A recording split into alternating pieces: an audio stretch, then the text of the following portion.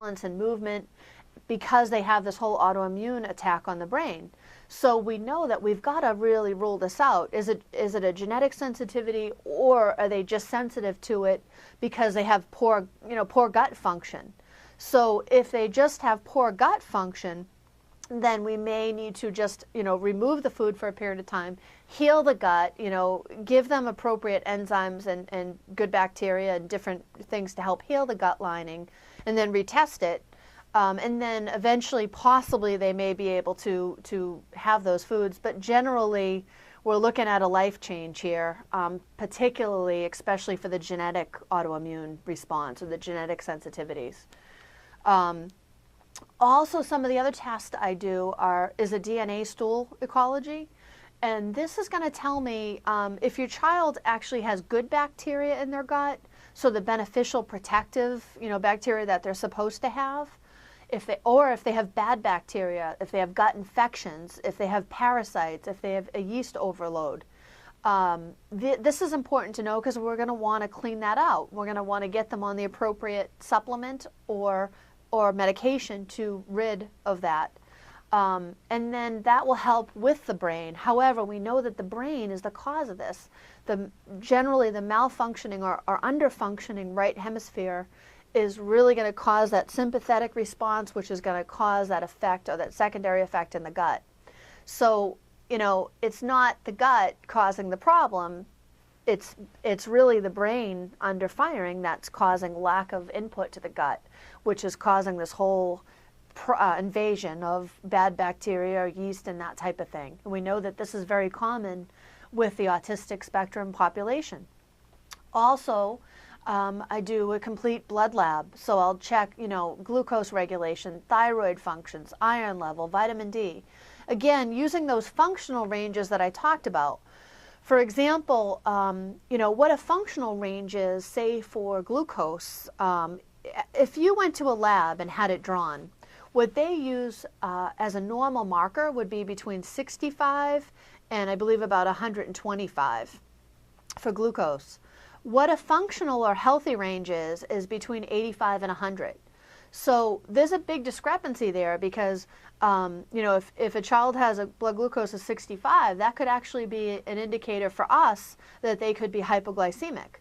So we can actually see if there's any functional problems that are occurring that are creating these problems for the child, and actually change their diet and give them the appropriate supplementation so that we can really change the way they feel so that they can improve, their brain, basically.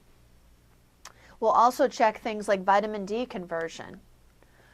We'll also examine or test for gut dysbiosis. Normally, your child should have good bacteria in their gut. That bacteria is so important for immune function, nutritional absorption, and waste elimination. The gut is, the baseline of your health, and it's extremely neglected in most people. About 70% of our immune system is in our gut. Dysbiosis, if we have things like an overgrowth of bad bacteria, or if we can't produce the appropriate enzymes to break down our foods, that can lead to dysbiosis, which can lead to autoimmune disorders, poor immunity, leaky gut, yeast, fungus, pathogenic bacteria. Proper gut microflora are usually going to be obtained by the use of certain probiotics, prebiotics, digestive enzymes, and hydrochloric acid. If that is completely off balance, then we're going to have malabsorptive problems, problems with having a bowel movement, all of these different things. And again, this all starts in the brain, but the gut is a secondary aspect of it. So we'll look at, often cases we'll look at how that gut permeability is. Does the child have a good, gut barrier system? Or is it actually leaking different proteins in and out of the gut lining? So that is another area that we'll examine. Immune panels may be necessary if the child has a lot of, tends to get sick often, or Yeah, generally, if they have a lot of inflammation, or if they have a lot of gut problems, if they tend to get really sick a lot, we can look at the two different sides of the immune system. We have the Th1 pathway and the Th2 pathway. The Th1 pathway generally is our first responder. It's the cell-mediated immunity.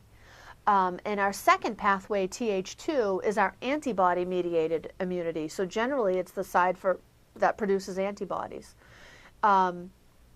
We can actually have dysregulation in that area for many different reasons. But basically, from what I talked about, with parasites, bad bacteria, gut infections, all of these different things can cause damage to the immune system, in which case we may need to look at each side to really determine how to support either side.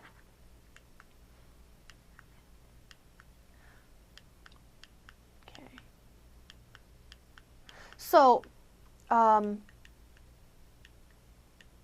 in closing, really what I'd like to reiterate is that, this is a really unique way of looking at the brain and how, our brain and our body work together, and how we can have different underconnected or underfiring areas in the brain, and they can directly connect to where your child is having these problems.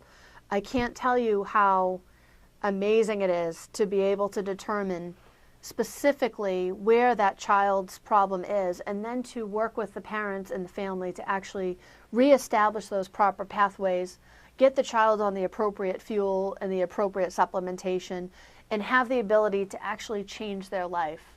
So in closing, I would like to offer you the ability to please give us a call and come in for a consultation. I would like the opportunity to see if I can help your child. And thank you for listening to our DVD. John? John? I'm done. Did I? I might have screwed up a couple areas, but I didn't close right. I might have to do another closing, but